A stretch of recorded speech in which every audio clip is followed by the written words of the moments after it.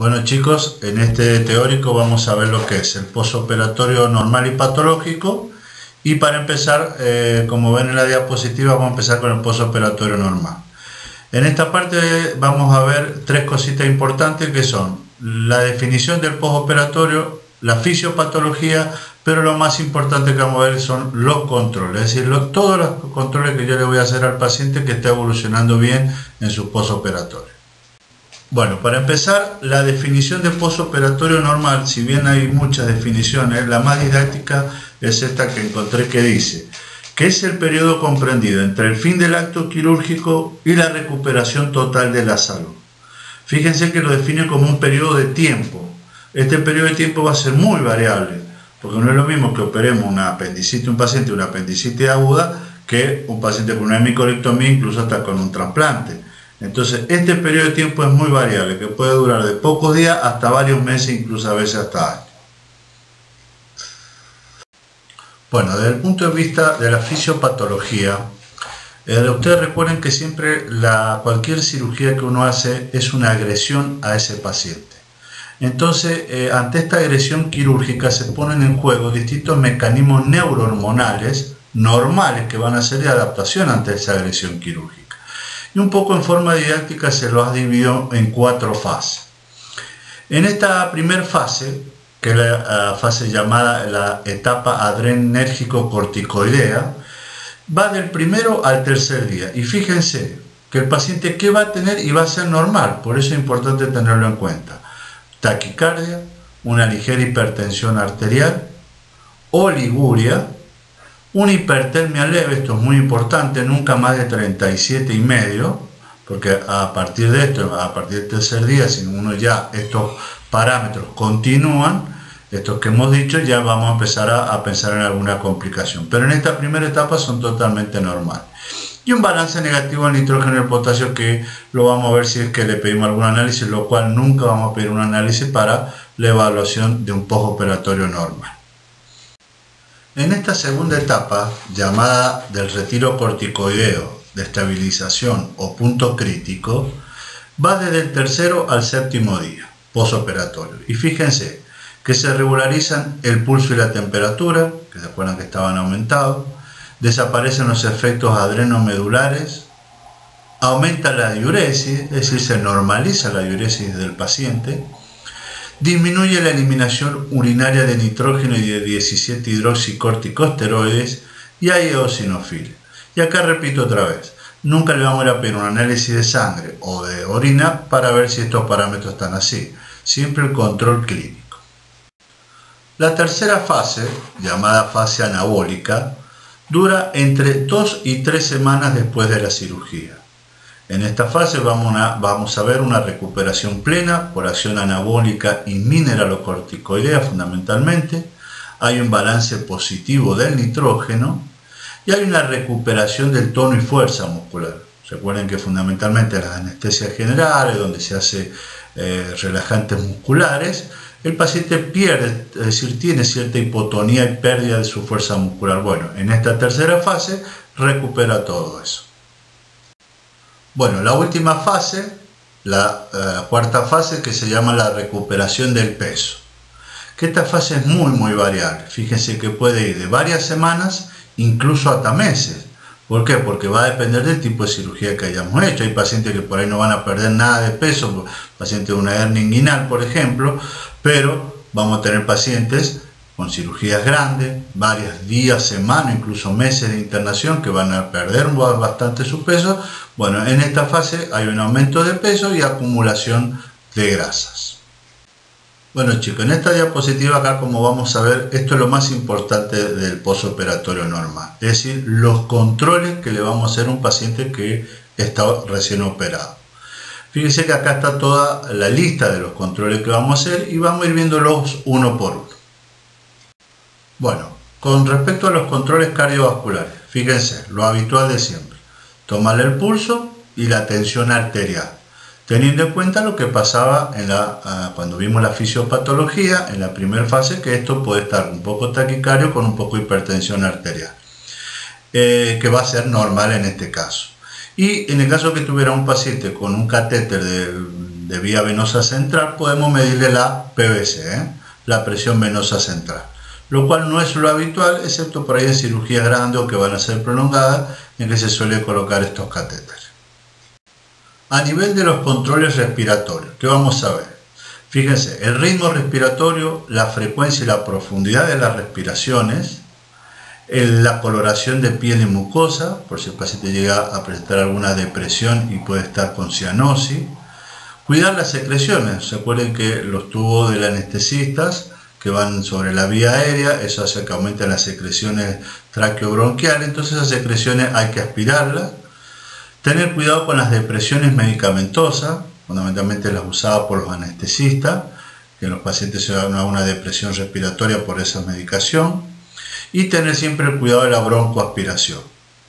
Todos los pacientes sometidos a anestesia general, que pueden tener náuseas o ese vómitos, está el riesgo de broncoaspiración, por eso hay que tener cuidado con eso. Bueno, con respecto al control de la diuresis, fíjense que yo acá les puse que la diuresis horaria normal, en un paciente sin patología, está entre 50 y 60 mililitros hora. ¿Cómo controlarían ustedes la diuresis? Yo siempre en el teórico presencial les pregunto cómo lo harían. Y bueno, muchos me responden que colocando una sonda vesical o por ahí juntar la orina en un frasco, que se llama juntar en un brocal. Pero recuerden siempre lo más sencillo, chicos.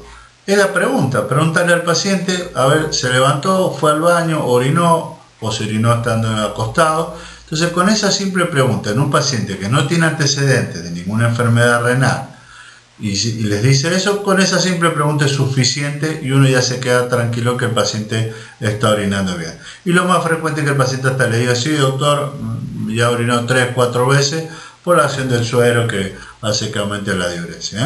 En algunos casos, fundamentalmente en las anestesias raquídeas y en los hombres, puede hacer como complicación un globo vesical. Ahí sí, en esos casos usamos una sonda vesical.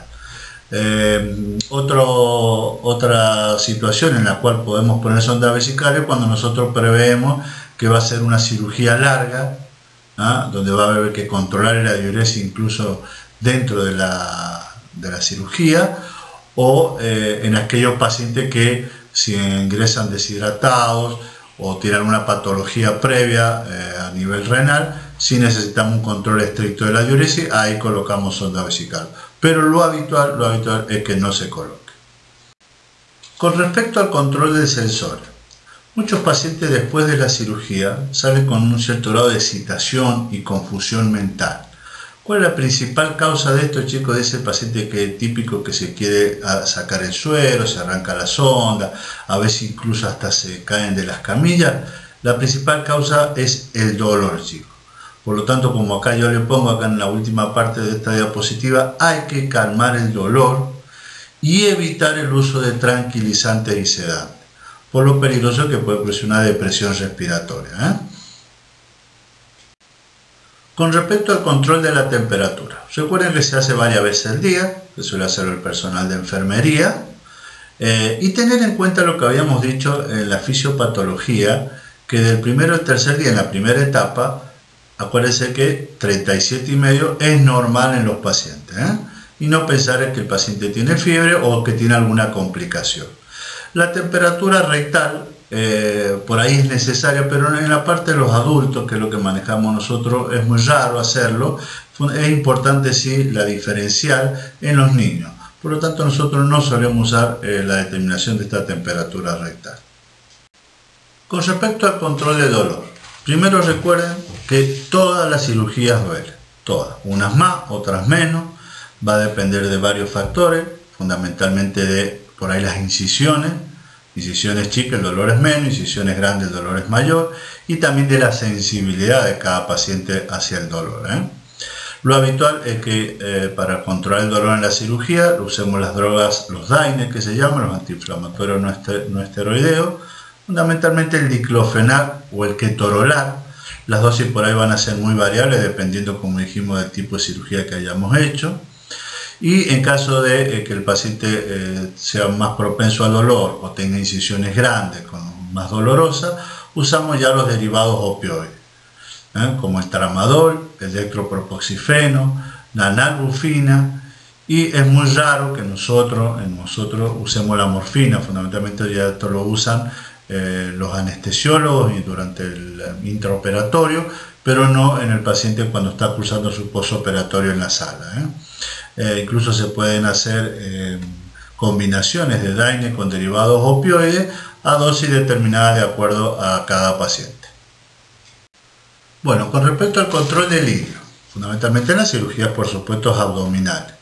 Ustedes recuerden que siempre que uno hace una cirugía abdominal hay cierto manoseo de las vísceras, por lo tanto se produce lo que ven acá en el segundo punto, es un ilirio fisiológico postoperatorio, es decir, un ilirio normal que dura de 2 a 3 días y que después solito el paciente recupera su tránsito intestinal.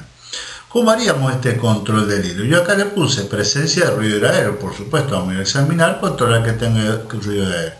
Pero yo siempre también les pregunto a ustedes, ¿qué le preguntarían al paciente para controlar a ver cómo está su funcionamiento intestinal?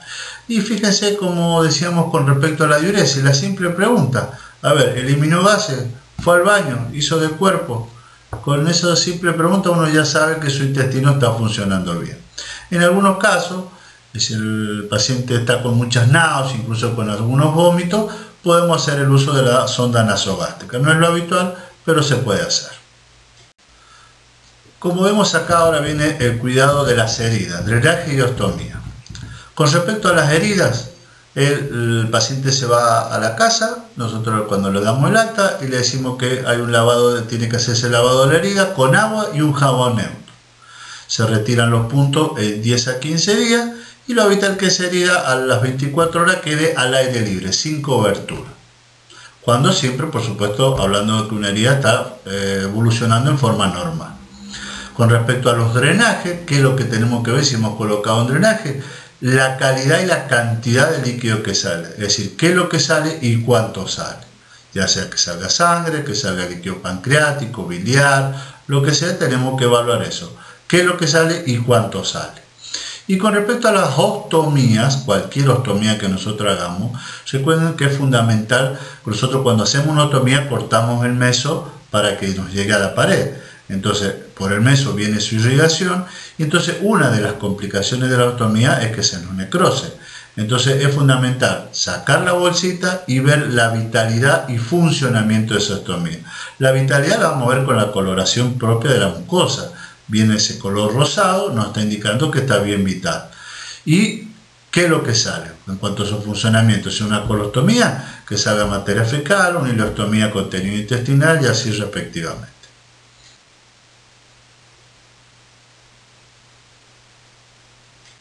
Con respecto a la reposición de líquidos y electrolitos, recuerden que todos los pacientes vienen con un ayuno de 8 horas como mínimo, por lo tanto con cierto grado de deshidratación. Si bien es leve, un cierto grado de deshidratación tiene.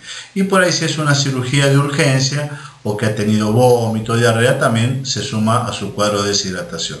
Por lo tanto hay que tener en cuenta de reponer todas esas pérdidas, tanto sensibles como insensibles, y lo habitual es el uso de solución fisiológica alternado con dextrosa al 5%. ¿Cuánto le vamos a reponer? Y va a ser muy variable esto, chicos, porque va a depender del tipo de cirugía, cuánto duró la cirugía, si el paciente estaba deshidratado o no.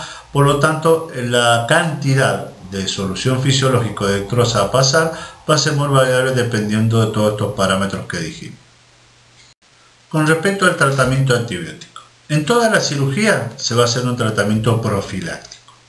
¿Y profilaxis contra qué germen? Ustedes van a preguntar. Bueno, ¿cuáles son los gérmenes habituales que tenemos en la piel? Fundamentalmente el estafilococo aureus.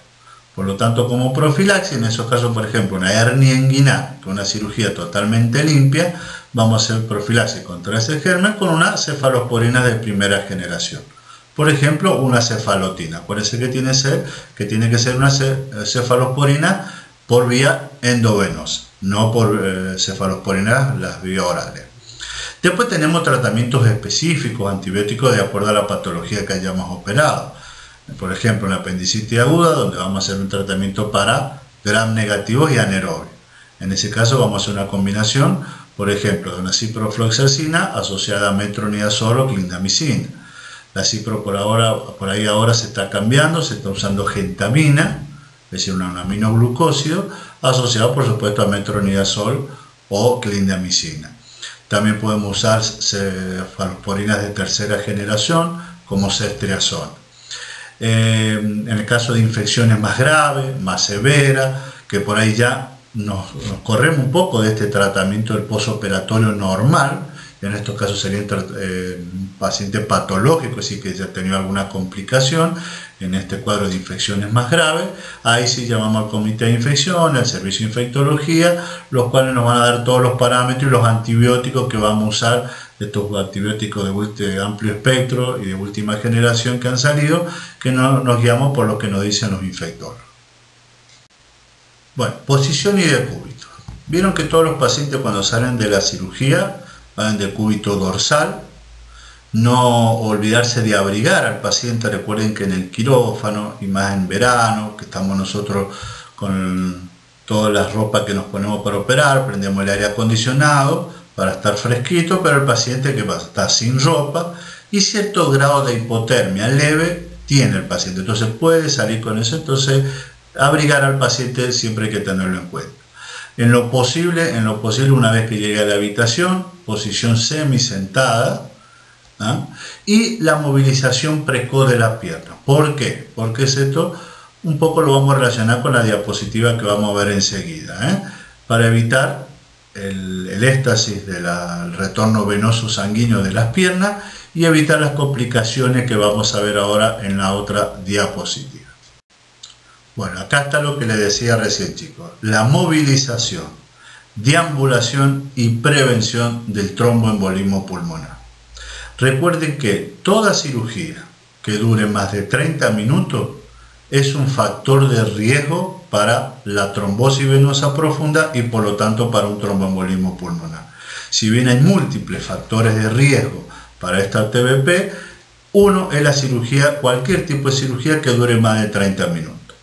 Entonces, ¿qué es lo que hay que hacer? Movilización precoz del paciente, la posición semisentada, estas dos cosas que ya las habíamos visto, los cambios de cúbito en el cual por así el paciente no puede movilizarse, hay que cambiarlo uno, rotarlo de un lado hacia el otro, y en el caso que el paciente presente múltiples factores predisponentes para una trombosis venosa, usar el uso de heparina, es decir, como anticoagulación profiláctica, ya sean de alto peso molecular o las de bajo peso molecular, las que tengamos disponible, en estos casos se usa. Ahora vamos a ver lo que es el postoperatorio patológico. Es decir, son las complicaciones que podemos tener en cualquier paciente que ha presentado una cirugía. Vamos a ver la definición, las situaciones que podemos tener y cómo clasificamos este postoperatorio patológico. ¿Cómo definimos el postoperatorio patológico? Había muchas definiciones, pero esta es un poco la más didáctica para que se entienda. Fíjense que dice que es aquel que por distintas alteraciones se aparta del curso normal previsto para una cirugía. Es decir, uno sabe que un paciente operado de cualquiera de las patologías que uno puede operar tiene que evolucionar de tal forma en lo habitual y por alguna alteración se aparta ese curso normal previsto para ese tipo de cirugía. ¿Qué situaciones podemos tener en este postoperatorio patológico? Fíjense, pueden haber complicaciones no previstas. Por ejemplo, un paciente joven, cualquiera de ustedes de 20, 30 años, sin antecedentes patológicos, lo operamos de una apendicitis y nos hace una trombosis venosa profunda y con un probable tromboembolismo pulmonar. Si bien esa complicación uno sabe que puede existir, esa complicación no estaba prevista. O después tenemos otras complicaciones previsibles. Por ejemplo, paciente añoso, más de 70 años, con un cáncer de colon, lo operamos, está con anemia, con bajo nivel de proteínas de albúmina, le hacemos una hemicolectomía con una anastomosis y al cuarto o quinto día esa anastomosis hace una fístula. Eso es una complicación previsible por el tipo de paciente y el tipo de patología que presentaba. Y también tenemos complicaciones por la patología en sí misma o del equipo quirúrgico. Por ejemplo, paciente con una oclusión intestinal, lo fueron a entubar el anestesista durante el acto anestésico y hace una broncoaspiración porque no tenía colocada una sonda nasogástrica. Estos son algunos de los ejemplos, pero pueden haber múltiples ejemplos dependiendo del tipo de cirugía que hagamos, ¿no? ¿Cómo clasificamos estas complicaciones en este postoperatorio patológico? De acuerdo al tiempo en que aparecen, pueden ser complicaciones inmediatas, que aparecen entre el primero y segundo día, y las complicaciones mediatas o tardías, que aparecen a partir de este segundo día y que pueden aparecer tanto a la semana, al mes, incluso varios meses posteriores a la cirugía. Y otra clasificación es si son a nivel locales, complicaciones locales donde se realizó la cirugía, y las complicaciones sistémicas o generales. Con respecto a las complicaciones generales, fíjense en la diapositiva, pueden ser múltiples y a nivel de distintos organismos o sistemas. A nivel cardiocirculatorio, un infarto, una isquemia, una arritmia, el shock, la insuficiencia cardíaca. A nivel pulmonar, con broncoaspiración, las atelectasias, las neumonías que pueden aparecer en cualquier cirugía, la sepsis posquirúrgica, el tromboembolismo que ya hemos estado hablando, complicaciones renales, las hemorragias digestivas, a nivel hepatobiliar y pancreático, como colecistitis y pancreatitis. Bueno, fíjense que son múltiples complicaciones generales. Lo habitual es que estas complicaciones no las tratemos los cirujanos, sino ya con un tratamiento del especialista, incluso a nivel multidisciplinario. Con respecto a las complicaciones locales que podemos tener en este postoperatorio patológico, estas sí son las que nos van a interesar como cirujanos. Y las vamos a dividir si esa complicación aparece a nivel de la herida y de la cavidad. Y vamos a ir viendo una de cada uno.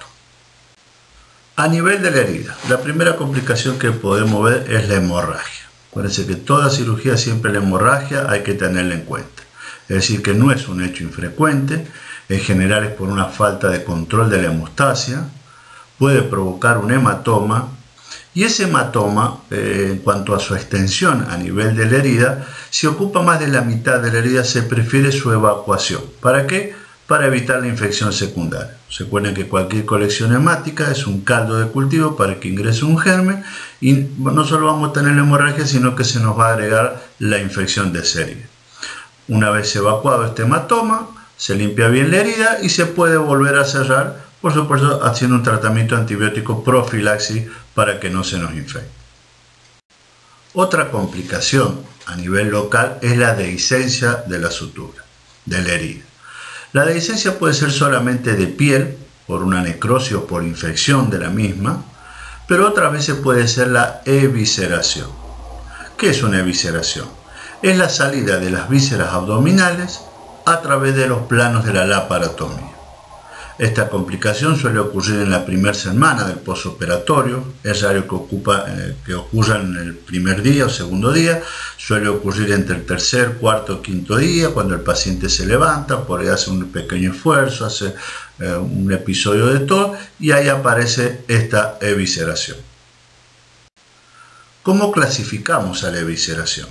La evisceración se clasifica en 3 grados de acuerdo a qué nivel ha llegado el contenido abdominal fuera de su cavidad.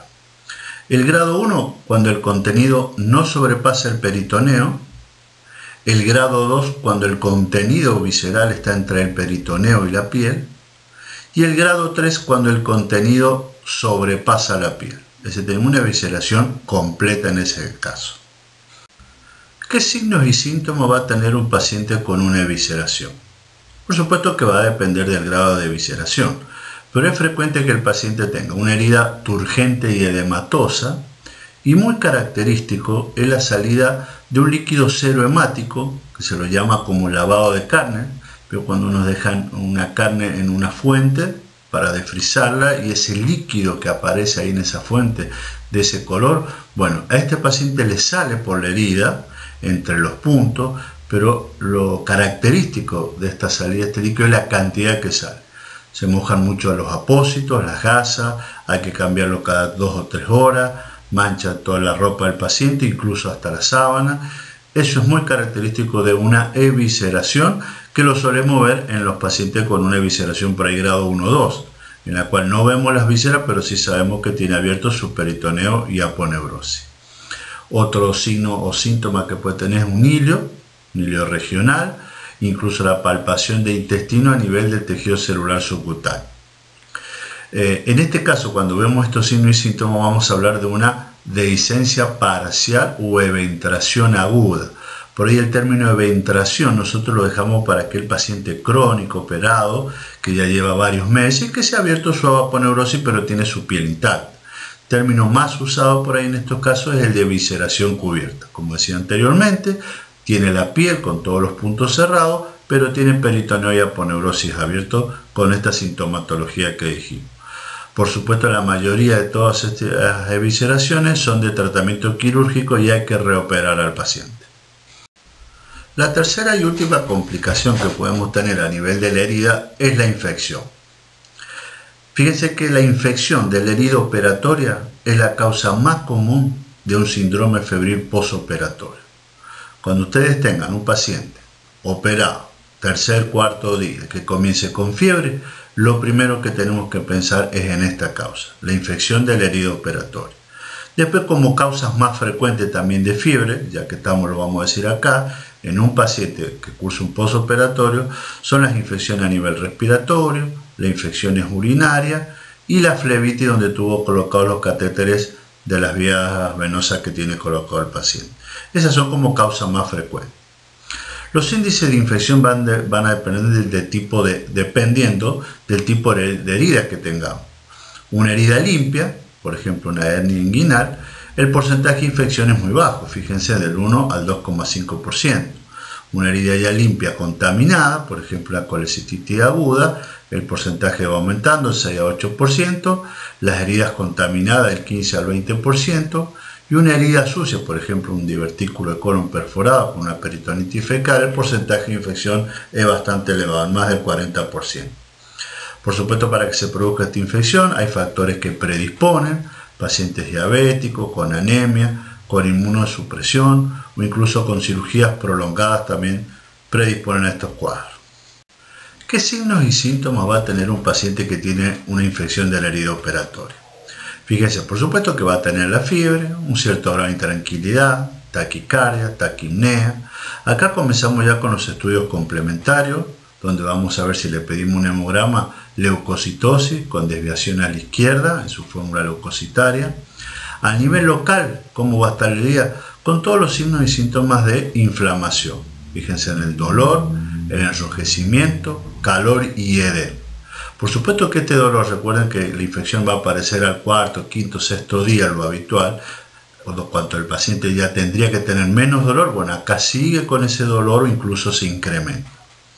A veces hay infecciones graves, llamadas infecciones necrotizantes o fascitis necrotizantes, con cuadros de miositis, producida por Clostridium o beta hemolítico, donde en estos casos la conducta quirúrgica tiene que ser muy agresiva y rápida.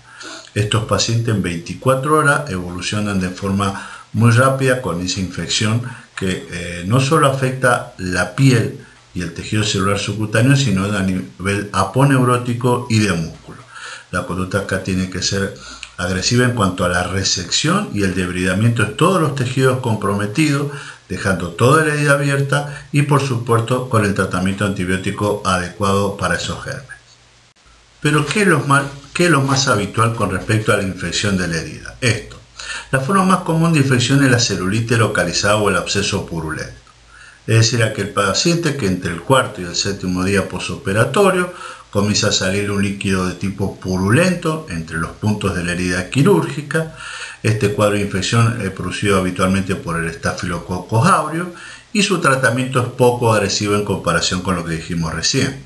Acá con la apertura a lo mejor de 2 o 3 puntos de la herida, un buen lavado de la misma, por supuesto dejamos la herida abierta, el tratamiento antibiótico adecuado y con eso resolvemos el problema. Esto es lo más habitual con respecto a las infecciones de la herida operatoria. Con respecto a las complicaciones que pueden aparecer en la cavidad. La primera, la hemorragia. Fíjense que su forma más frecuente de presentación es por los signos de hipovolemia o shock, todos los que ya conocemos. La taquicardia, la hipotensión, la palidez, el trastorno de conciencia. Menos frecuente es que hagamos el diagnóstico por la salida de sangre por el drenaje. ¿Por qué? Porque primero, a veces no dejamos drenaje. y lo mismo puede sangrar. Y en otras ocasiones, incluso dejando drenaje, hay que tener en cuenta que la sangre se coagula, puede tapar ese drenaje y no va a mover salir sangre por él mismo. Por lo tanto, el paciente puede estar sangrando, puede estar en un cuadro de shock y no vemos la salida de sangre por el drenaje. O sea que es muy importante acá la clínica del paciente. Suele producirse por un mal control de la hemostasia. Acá sí, por supuesto, vamos a empezar ya con más estudios complementarios, no solo el hemograma para ver el hematocrito. Paciente que ingresó por una cirugía programada con un hematocrito, por ejemplo, de 38, 40, acá por ahí lo podemos tener en un 30, 28, incluso menos. En la ecografía ya empezamos con estudios de imágenes que nos va a indicar la presencia de líquido libre en cavidad. Eso ya es otro signo directo de que probablemente eso sea sangre, asociado siempre a la clínica del paciente. Fíjense cómo acá ya, cuando tenemos un postoperatorio patológico, los estudios complementarios comienzan a ser importantes para hacer el diagnóstico. Por supuesto, el tratamiento de esta hemorragia va a ser la reposición de la volemia, a veces incluso necesitamos transfusiones de sangre, y la reexploración quirúrgica, ya sea que lo hagamos por vía abierta o por vía laparoscópica, de acuerdo al entrenamiento o los elementos que tengamos disponibles en el quirófano donde vamos a reintervenir a ese paciente. Otra complicación a nivel de la cavidad son las colecciones. Fundamentalmente pueden ser de dos tipos estas colecciones. El derrame de bilis, que puede presentarse de dos formas, produciendo un bilioma, que es una colección subhepática, diagnosticada por una ecografía y tratada habitualmente con un drenaje percutáneo. Es una complicación relativamente sencilla que puede tratarse en forma percutánea. Pero otra forma de presentación de este derrame de bilis es con un coleperitoneo, es decir, el derrame de bilis en cavidad que obliga a una reexploración quirúrgica. Por supuesto, en estos casos no solo vamos a ir a lavar esa cavidad peritoneal llena de bilis, sino ir a tratar su causa. ¿Qué pasó? Se nos soltó el clip del cítico, hizo el coleperitoneo, lesionamos la vía biliar. Bueno, la causa que haya sido la que produzca este derrame de bilis hay que solucionar en este momento. Otro derrame que podemos tener con colecciones es el de orina, produciendo una peritonitis urinosa. Estas peritonitis urinosas generalmente se dan en aquellas cirugías fundamentalmente urológicas, ginecológicas, y las que nos competen a nosotros desde el punto de vista quirúrgico son las cirugías colónicas. Uno cuando hace una hemicolectomía, sea derecha o izquierda, siempre hay que visualizar y localizar el uréter. ¿Por qué? Porque una de las complicaciones es la lesión del uréter, que puede pasar desapercibida, lo cortamos, no nos damos cuenta y el paciente al tercer o cuarto día presenta esta peritonitis urinosa, que por supuesto son de tratamiento quirúrgico. Otra complicación que podemos tener a nivel de la cavidad son los abscesos. Fíjense que los abscesos son una causa de síndrome febril postoperatorio, no de la más frecuente como habíamos visto en el caso de las infecciones de la herida operatoria, pero sí una causa de fiebre. Da síntomas locales que ayudan a orientar su localización. Por ejemplo, la palpación de un tumor. Séptimo, octavo, décimo día postoperatorio, al paciente se le palpa un tumor, el dolor que va a tener, que por el tiempo de evolución de su cirugía tendría que tener menos dolor, bueno, acá el paciente tiene más dolor de lo habitual. Los signos de hilio regional, a nivel de los abscesos subfrénicos, pueden aparecer derrame pleural y atelectasias laminares.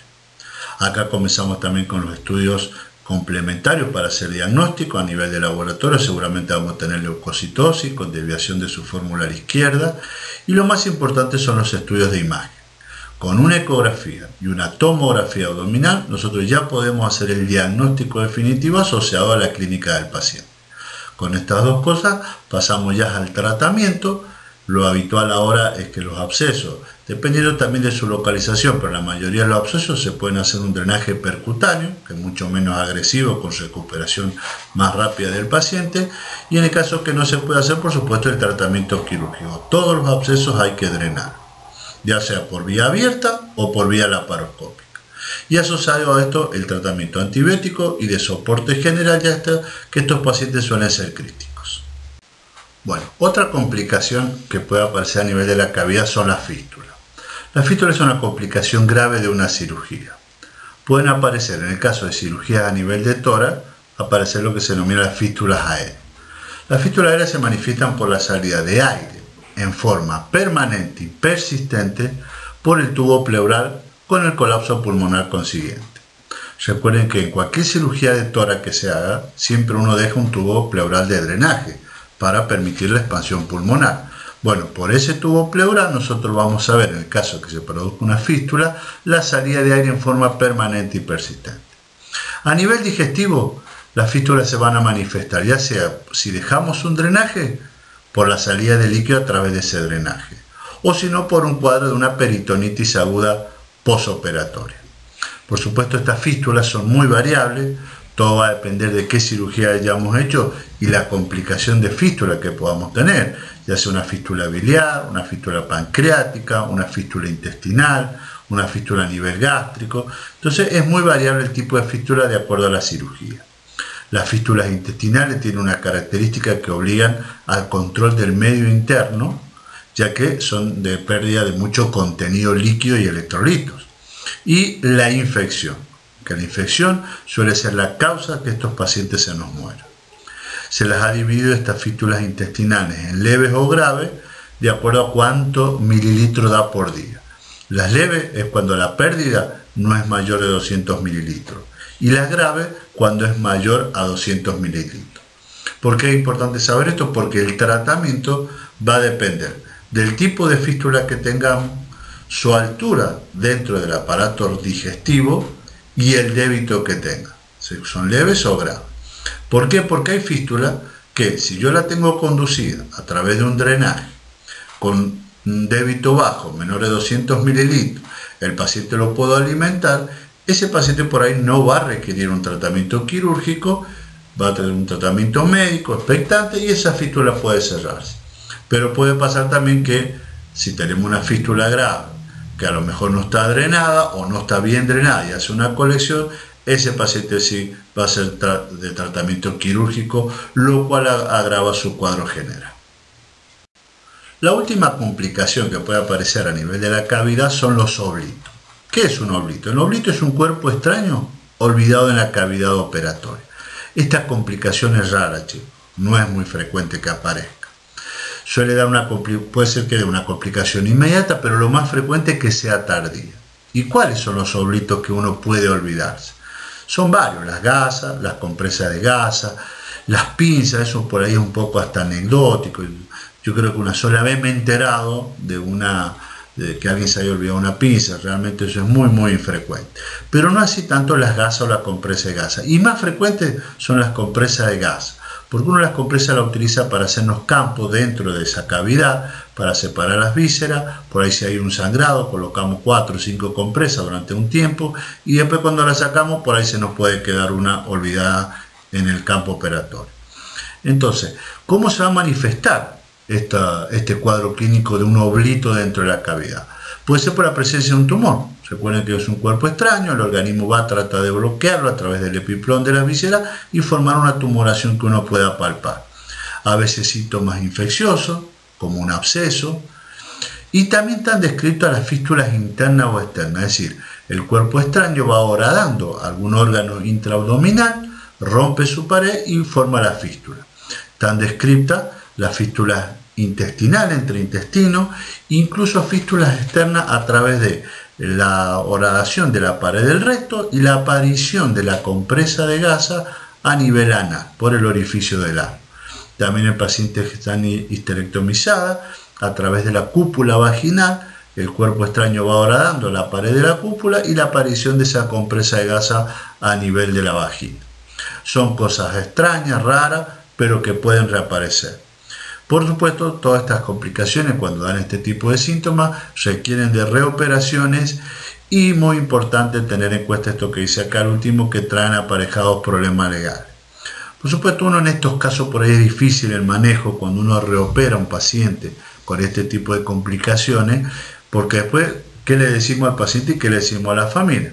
Bueno, por ahí si uno trata de minimizar un poco, siempre que tengamos la certeza de que la cirugía que nosotros estamos haciendo el paciente va a andar bien, porque si yo tuve que hacer una resección intestinal con anastomosis se me puede complicar, entonces por ahí no hay que minimizar esta complicación, hay que decir la verdad, qué es lo que pasó y bueno, y de ahí los familiares o el paciente decidirán si continuar con algún con alguna demanda legal o no.